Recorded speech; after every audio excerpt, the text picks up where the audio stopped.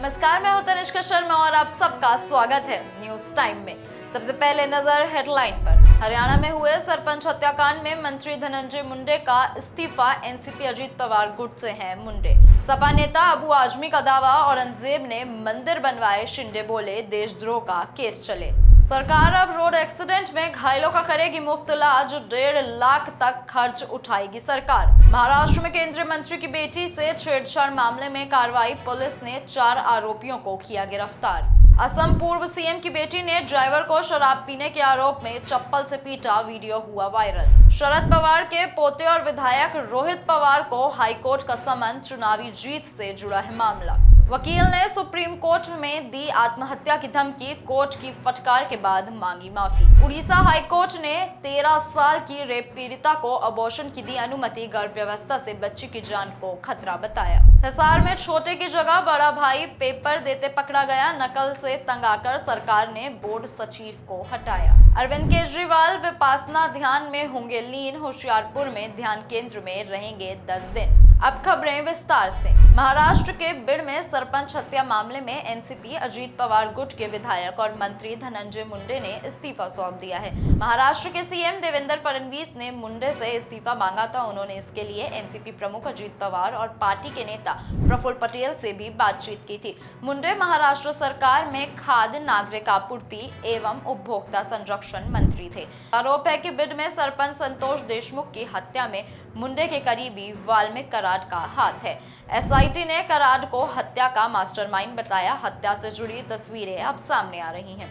इसमें आरोपी लाठी डंडे से सरपंच को पीटते नजर आ रहे हैं। इसके बाद उन्होंने सरपंच के कपड़े उतारे, उन पर पेशाब किया। ये सभी वीडियोस आरोपी ने अपने फोन से ही रिकॉर्ड किए थे। महाराष्ट्र के सपा विधायक अबू आजमी ने सोमवार को मुगल शासक औरंगजेब की तारीफ करते हुए कहा, हमें गलत इतिहास दिखाया जा रहा है। औरंगजेब ने कई मंदिर बनवाए हैं, मैं उसे क्रूर शासक नहीं मानता हूं। आजमी ने आगे कहा, छत्रपति संभाजी महाराज और औरंगजेब के बीच लड़ाई धार्मिक नहीं बल्कि सत्ता और संपत्ति के लिए थी। अगर कोई कहता है कि यह लड़ाई हिंदू और मुसलमान को लेकर थी तो मैं इस पर विश्वास नहीं करता। उधर महाराष्ट्र के डिप्टी सीएम एकनाथ शिंदे ने बयान का विरोध करते हुए कहा, अबू आजमी पर देशद्रोह का मुकदमा चलना चाहिए। उन्होंने उस औरंगजेब की तारीफ की जिसने छत्रपति संभाजी महाराज को 40 दिनों तक प्रताड़ित किया। ऐसे व्यक्ति को अच्छा कहना महापाप और अपराध है। इसके लिए उन्हें माफी मांगनी चाहिए। रोड एक्सीडेंट में घायलों को इसी महीने यानी मार्च 2025 से 1.5 लाख रुपए तक का फ्री इलाज मिलेगा।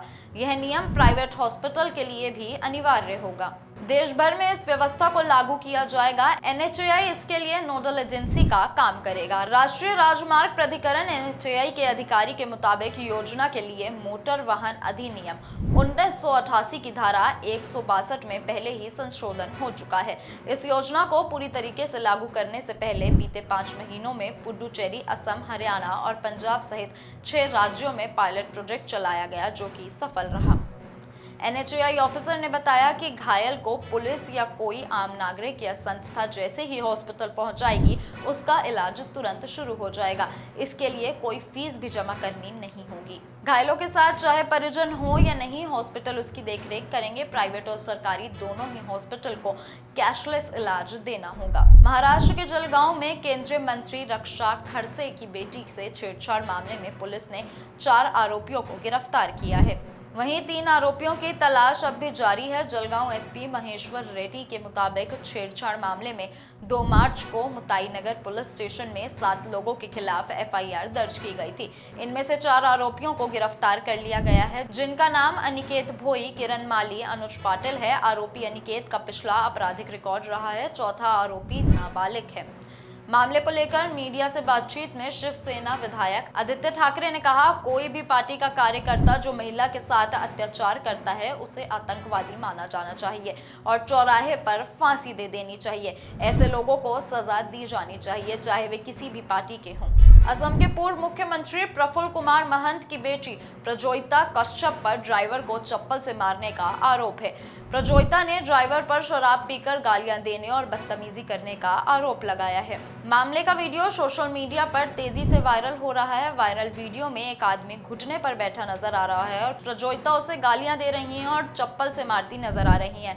घटना असम की राजधानी दिसपुर स्थित हाई सिक्योरिटी वाले विधायक हॉस्टल के परिसर की बताई जा रही है। प्रज्योतिता कश्यप ने वीडियो वायरल होने के बाद बताया कि यह ड्राइवर उनके परिवार के लिए लंबे समय से काम कर रहा था, लेकिन वह हमेशा शराब पीकर आता था और गालियां देता था।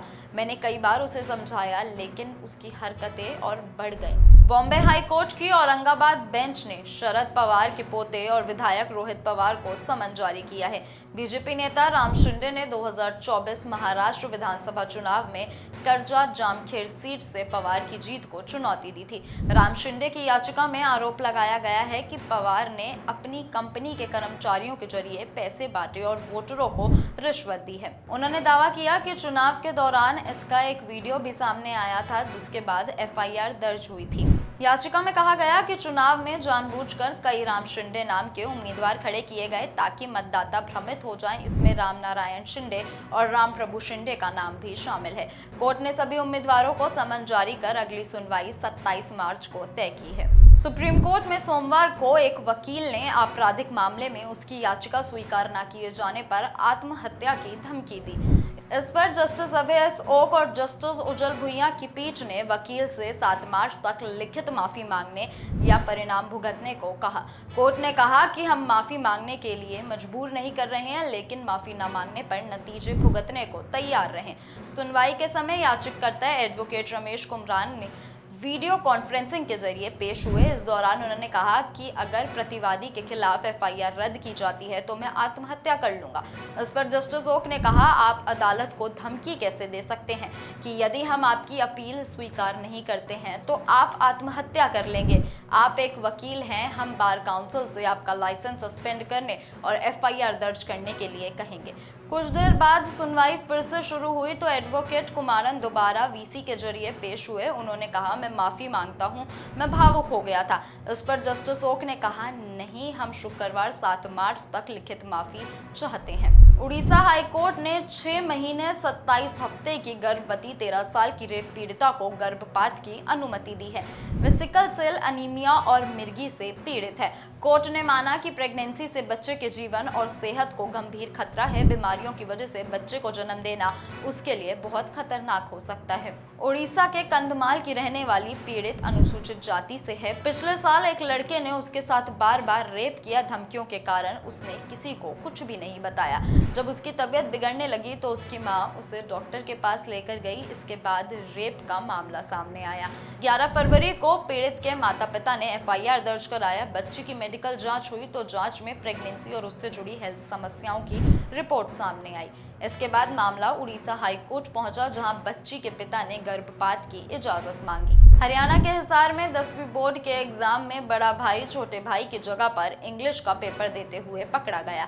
इसका खुलासा पुलिस की एफआईआर से हुआ है। दरअसल हिसार के राजकीय वरिष्ठ माध्यमिक विद्यालय मतलोडा में सोमवार को पेपर चल रहा था। दोपहर 3:15 बजे स्कूल के बाथरूम के पास एक युवक संदिग्ध तरीके से घूम रहा था। पूछताछ में उसने कहा कि मेरा नाम शुभम है, वह बोबूबा हिसार का रहने वाला है। पुलिस को शक हुआ तो उसने खुलासा किया कि उसका नाम सचिन है और वह भाई की जगह पर पेपर देने के लिए आया था। एएसआई सज्जन सिंह ने बताया कि पुलिस ने दोनों भाइयों के खिलाफ केस दर्ज कर लिया है। उन पर Haryana public examination prevention of unfair means act 2021 समेत कई धाराओं में मामला दर्ज किया गया।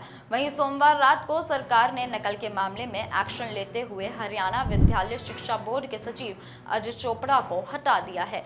उनकी जगह डॉक्टर मुनीश नागपाल को सचिव लगाया गया है। दिल्ली विधानसभा चुनाव में हार के बाद आम आदमी पार्टी प्रमुख अरविंद केजरीवाल अब सार्वजनिक रूप से कम नजर आ रहे हैं। इस बीच खबर है कि वे 10 दिनों के लिए विपश्यना ध्यान में शामिल होने जा रहे हैं। इसके लिए वे पंजाब के होशियारपुर स्थित ध्यान केंद्र में रहेंगे। पार्टी सूत्रों के अनुसार 5 मार्च से 15 मार्च तक केजरीवाल महिलवानी गांव के पास आनंदगढ़ में धमधज विश्वसाना योग केंद्र में ध्यान करेंगे। यह पहली बार नहीं है जब वह इस प्रक्रिया में शामिल हो रहे हैं। इससे पहले लोकसभा चुनाव 2024 से पहले दिसंबर 2023 में भी उन्होंने होशियारपुर के इसी ध्यान केंद्र में 10 दिन बिताए थे। दिसंबर 2023 को जब अरविंद केजरीवाल होशियारपुर पहुंचे थे तब उनके खिलाफ ईडी कार्रवाई तेज कर चुकी थी। बार बार कहने पर भी केजरीवाल ईडी के सामने पेश नहीं हो रहे थे। अभी के लिए इतना ही। ऐसी ही और जानकारी के लिए जुड़े रहिए न्यूज़ टाइम के साथ। धन्यवाद।